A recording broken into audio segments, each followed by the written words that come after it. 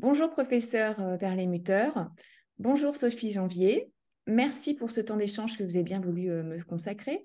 Alors professeur, vous êtes gastro-entérologue, hépatologue et nutritionniste. Vous êtes chef de service hépato-gastro-entérologie de l'hôpital Antoine Béclère à Paris Sud. Et puis vous êtes également membre de l'Académie de médecine et vous venez sortir un livre qui s'intitule Foie 100, comment protéger son foie pour vivre jusqu'à 100 ans. On va en Bonjour reparler Madame tout de Crème. suite. On va en reparler tout de suite. Et puis, Sophie Janvier, vous êtes diététicienne nutritionniste, vous êtes aussi chroniqueuse santé et vous avez sorti un livre qui s'intitule La méthode douce pour mieux manger, 33 micro-changements pour équilibrer votre alimentation sans vous priver. Alors, je voulais qu'on revienne aujourd'hui. On a une tendance de fond, on voit les maladies digestives chroniques exploser. Je pense au Mickey, à la maladie de Crohn-RCH. Et puis, je pense également, on parle beaucoup, alors j'aimerais justement, c'est l'occasion de cette interview, on parle beaucoup de maladies du soda, de NASH, de NAFLD, NAFLD ou MAFLD, de foie gras. Voilà, j'aimerais que vous nous expliquiez un petit peu qui est quoi, qui est concerné et quelles en sont les causes. Professeur, vous écoute. Alors, partons d'abord sur le foie, effectivement, et vous avez raison, c'est très compliqué, c'est même compliqué pour les médecins et encore plus pour les patients. En fait, sous ce terme de NASH, ou NAFLD, ou MAFLD, ou maladie du soda, on regroupe en fait les maladies du foie qui sont liées à la malbouffe. La malbouffe, c'est quoi? C'est une alimentation de type occidental qui est trop riche en sucre. Et le sucre, c'est pas juste le petit morceau de sucre que vous mettez dans votre thé ou votre café, c'est tous les féculents, ce qui est trop riche en graisses délétères, c'est-à-dire en graisses saturées. Et quand vous prenez ce type d'alimentation, vous allez générer au niveau de votre foie une accumulation de graisse. Cette accumulation de graisse peut aboutir à une inflammation, peut aboutir, quand cette inflammation va cicatriser, à la formation de tissus fibreux. Comme quand vous vous blessez sur la peau, votre peau devient fibreuse. Puis, quand il y a beaucoup de fibreux, à une cirrhose, et en plus, peut aboutir à un cancer du foie. Et donc, on peut regrouper ce terme en français sous le nom barbare de stéatopathie métabolique. Ce sont les maladies du foie liées à l'alimentation. Et quand là-dessus, on rajoute un peu d'alcool, eh bien, on fait exploser les maladies du foie. Et ce qui est très important, et c'est tout le paradoxe, on aurait pu croire dans ma génération que les maladies du foie allaient diminuer.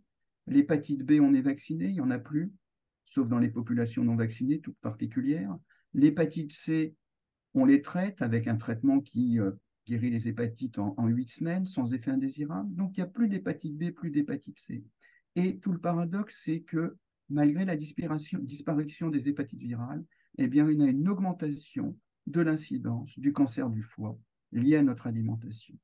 Et d'un autre côté, vous m'avez parlé des colites inflammatoires. Les colites inflammatoires sont des maladies multifactorielles qui sont liées à notre environnement, à notre microbiote, à une susceptibilité génétique individuelle. Et effectivement, on assiste également à une augmentation de l'incidence de ces maladies du fait, en partie, de notre mode de vie. Alors, je voulais, parce que ça a l'air un petit peu inquiétant et j'ai l'impression qu'on est en train de rejoindre un petit peu les États-Unis. Donc, maladie du soda, on pense aux enfants, on parle même de baby soda. Enfin, j'ai vu des choses assez étonnantes. Alors, je voudrais rassurer parce que le foie régénère et donc quand on commence à faire attention à son foie, on peut revenir en arrière et avoir un foie qui, avec une restitution ad integrum et guérir de cette maladie.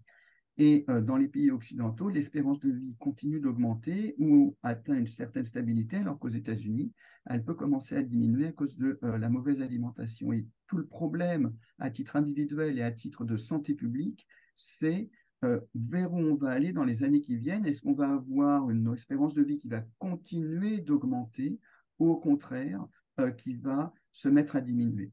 Et vous avez raison, Madame Krempf, effectivement, on assiste avec notre mode de vie actuel à une augmentation de ces maladies dès l'enfance ou l'adolescence. Il y a une profonde injustice parce que la maladie du foie euh, liée à la malbouffe est inversement corrélée au niveau socio-économique. C'est lié à différents facteurs, mais plus le niveau socio-économique est bas, plus la maladie est présente, ce qui montre qu'il y a tout un problème d'éducation quant à la façon dont on mange.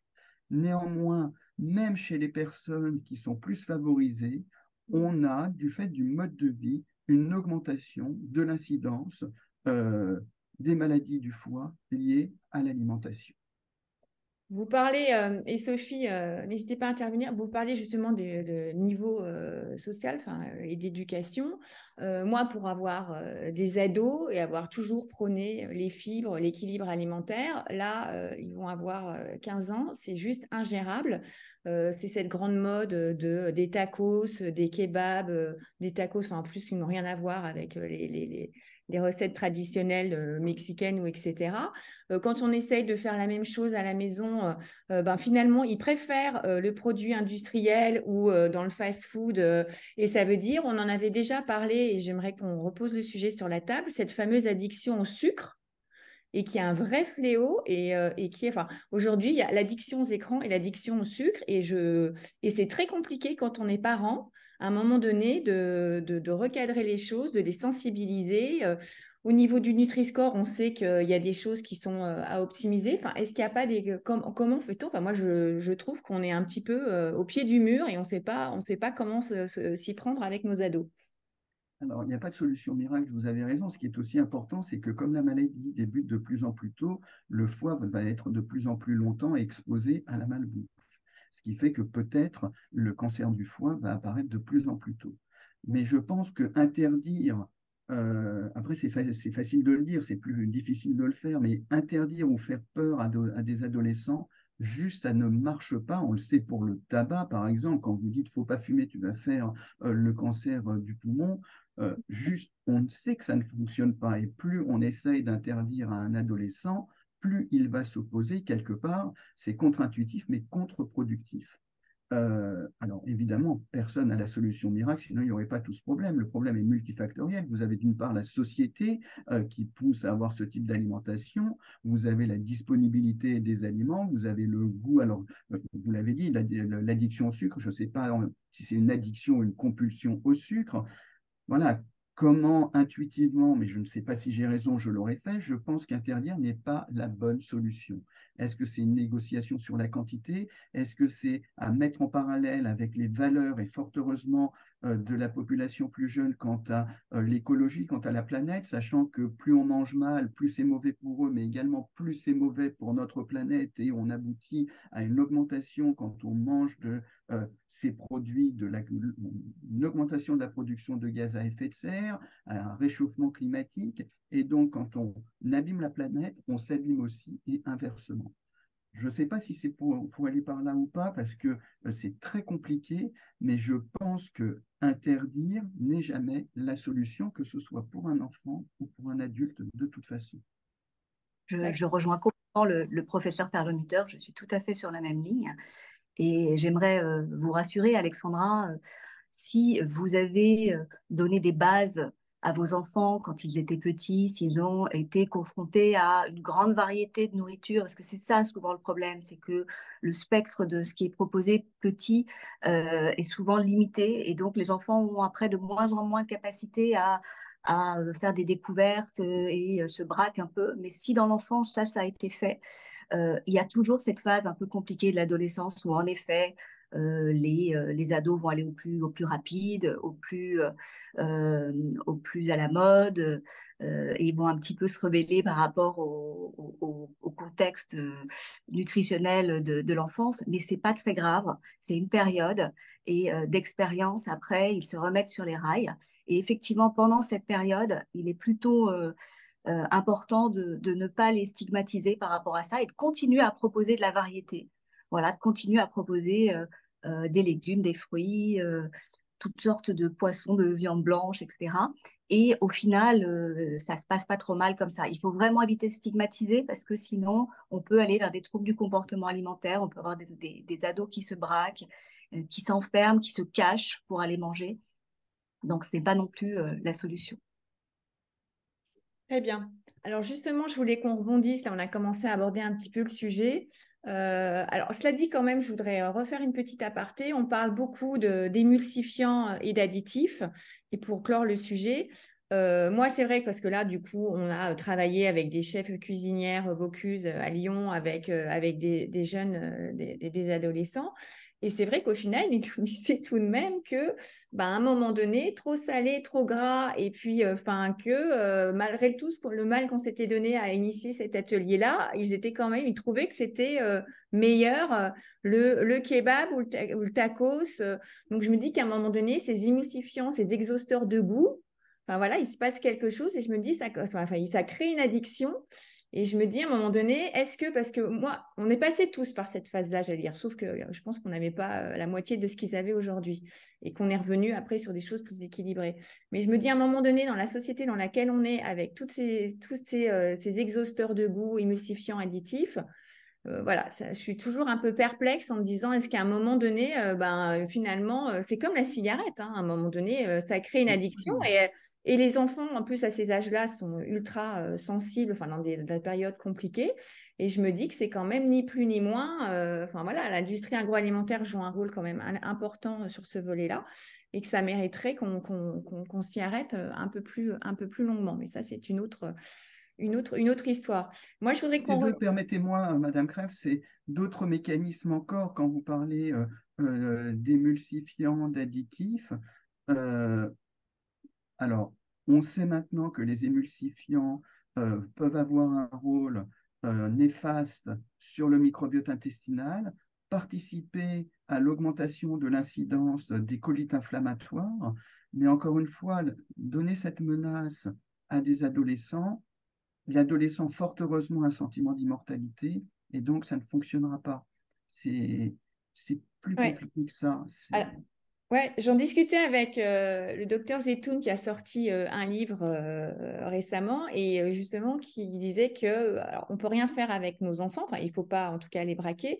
Est-ce qu'à un moment donné, vis-à-vis de l'industrie agroalimentaire, il n'y a pas des Voilà. actions menées ou légiférées? Enfin, il y a des vrais sujets, je pense. Je pense que c'est là qu'il faut agir. Moi, j'ai fait un chapitre dans le livre sur les pièges du marketing alimentaire. J'ai effectivement, à mon sens, déjà éduqué effectivement les parents, en tout cas, à bien décrypter les étiquettes, parce que ce qu'on a en général en première, sur la première phase du packaging, c'est sans colorant, sans Made in France, etc. Ça dit une vérité, mais pas toute la vérité. Hein. Ça peut être sans colorant, sans sucre, mais avec des émulsifiants et des graisses saturées. Donc voilà, éduquer un petit peu à décrypter un petit peu les pièges du marketing alimentaire. Et puis oui, faire un peu de lobbying, c'est ce qu'on fait des Yuka ou d'autres lobbies, entre guillemets, de consommateurs, faire en sorte que les industries de l'agroalimentaire bougent les lignes. Et ça, c'est le consommateur en faisant pression qui pourra faire que ça bouge un peu, quoi. Alors, pour revenir un petit peu sur vos livres respectifs, pardon. Alors, du coup, professeur, je voulais un petit peu que vous nous parliez, donc vous nous l'intitulez, et donc, comment protéger son foie pour vivre jusqu'à 100 ans, ce qui nous laisse plein d'espoir. Je ne sais pas dans quel état on sera arrivant, mais bon. Est-ce que vous pouvez un petit peu nous donner des astuces, et puis Sophie aussi, puisque vous êtes un peu sur la même ligne aussi avec votre méthode douce. Je vous laisse démarrer, professeur, et puis Sophie, vous rebondirez. Il faut imaginer le foie comme un filtre ou un entonnoir ou un bouclier, puisque tout ce que vous mettez dans votre tube digestif va passer au niveau du foie, va être transformé par le foie, puis va être diffusé à tout l'organisme. Et donc le foie va vous protéger comme un bouclier. Et quand vous tapez sur le foie va être capable de régénérer. Mais quand vous tapez trop et tous les jours, eh bien le foie va finir par s'abîmer et abîmer les autres organes qui sont derrière lui, les vaisseaux, le cerveau, le cœur. Qu'est-ce qui va abîmer le foie? Ce qui va abîmer le foie, c'est ce que j'appelle les aliments LMP pour le moins possible, c'est-à-dire les aliments qui vont entraîner une accumulation de graisse. Pour accumuler de la graisse dans le foie, il faut penser aux animaux à foie gras, volatiles à foie gras, canards, oies, on ne leur donne pas du gras, on leur donne des céréales. Parce que les céréales sont riches en sucre, et le foie ne sait pas stocker le sucre et va transformer le sucre en graisse.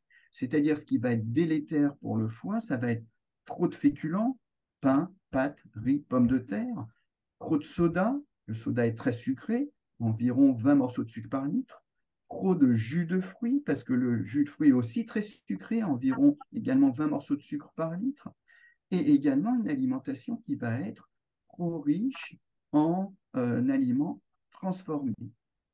Donc, en revanche, ce qui va protéger votre foie, c'est ce qu'on appelle les aliments Jedi. Ce sont les aliments qui sont riches en prébiotiques, qui vont protéger à la fois le foie parce qu'ils peuvent contenir des antioxydants, également votre microbiote intestinal qui va lui-même protéger votre foie. Donc les aliments riches en prébiotiques, comme la pomme avec la pectine, comme les aliments riches en inuline, ail, échalotes, oignons, et de façon plus générale, les légumes, poireaux, aubergines, brocolis, etc. Et vous avez également les aliments très foncés, comme certains fruits antioxydants, comme les mûres, comme les myrtilles, qui vont également protéger votre foie. Et parmi les aliments qui peuvent être néfastes ou au contraire bénéfiques pour le foie, vous avez l'alcool qui en très faible quantité peut être, quand vous n'êtes pas en surpoids, bénéfique, mais dès que vous dépassez un certain seuil, va être délétère pour votre foie. Et l'alcool est extrêmement compliqué aussi parce que statistiquement, dès le premier verre d'alcool que vous consommez, la femme va augmenter son risque de cancer du sein. Et quand vous mélangez une malbouffe avec de l'alcool, là, vous faites exploser le risque de maladie du foie.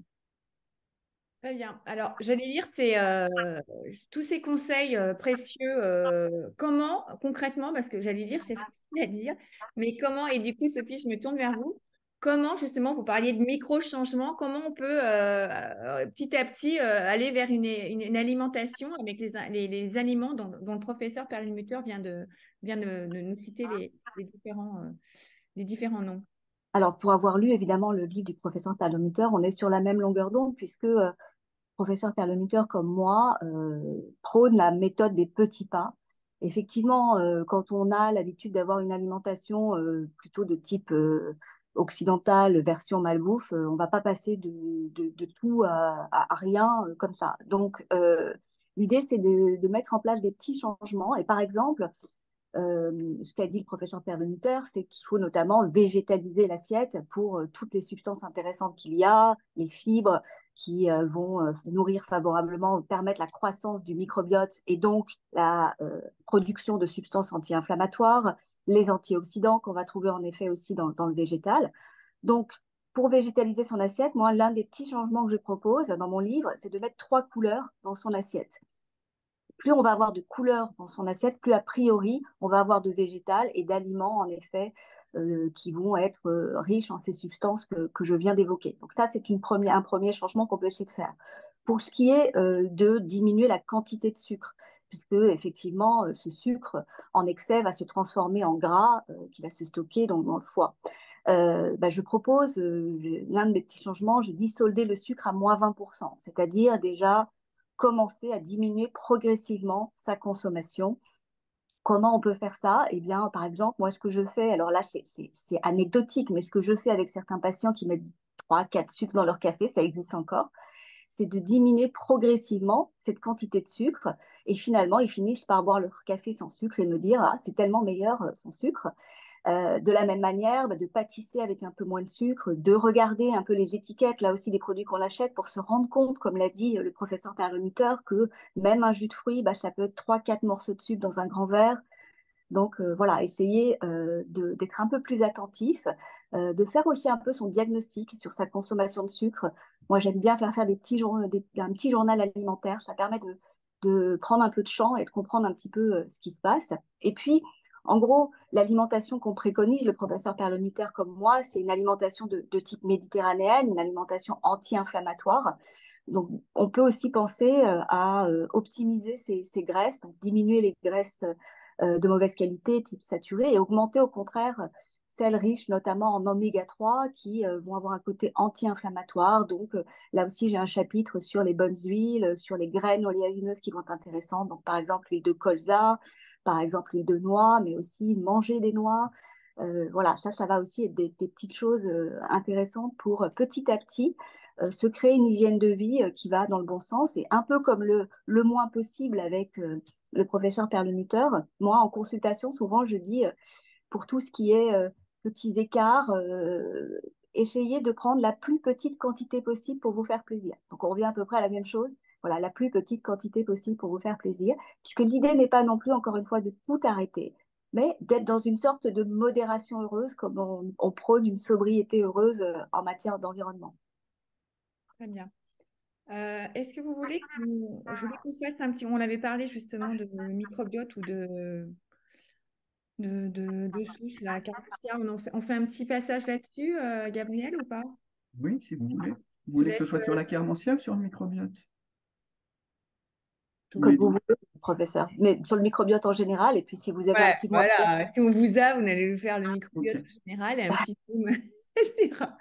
On en En ce profite. qui sur Alors, le je vais peut-être poser une question du oui. coup.